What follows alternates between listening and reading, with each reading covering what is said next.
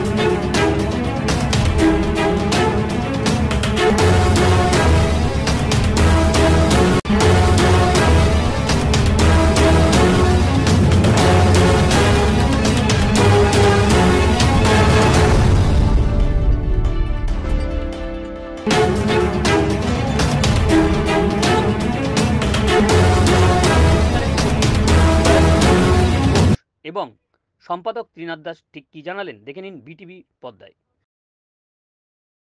আমি তো যা বলবার মাইকেই বলেছি।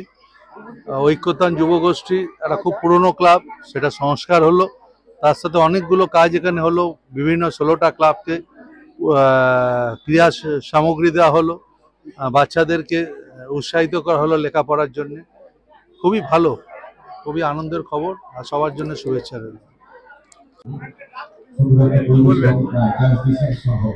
একটাই কথা আমাদের মাথায় আছে, আমাদের বিধায়ক সুজিত বোস আমাদের ভগবান, এবং তাকে আমরা অনুসরণ করি সবসময় যে তিনি কিভাবে কাজ করেন মানুষের পাশে দাঁড়িয়ে, এটা শেখার ব্যাপার আছে।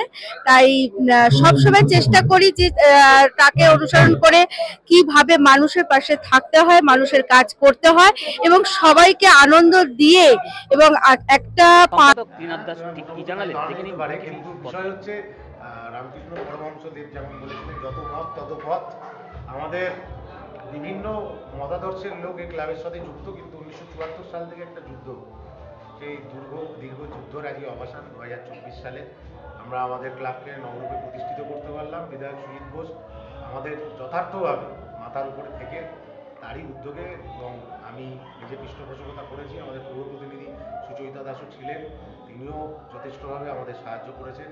নিতাই দত্ত আমাদের উপপৌর প্রধান, তারও একটা বিরাট বড় ভূমিকা রয়েছে আমাদের এই প্রতিষ্ঠানের পিছনে।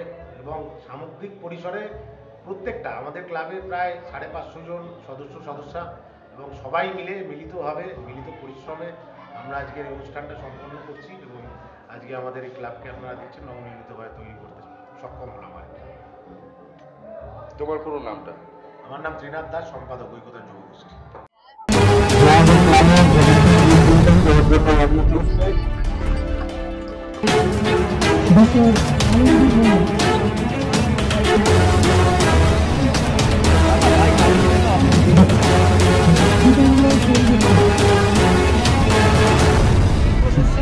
পুরো লড়াই করে দিচ্ছে।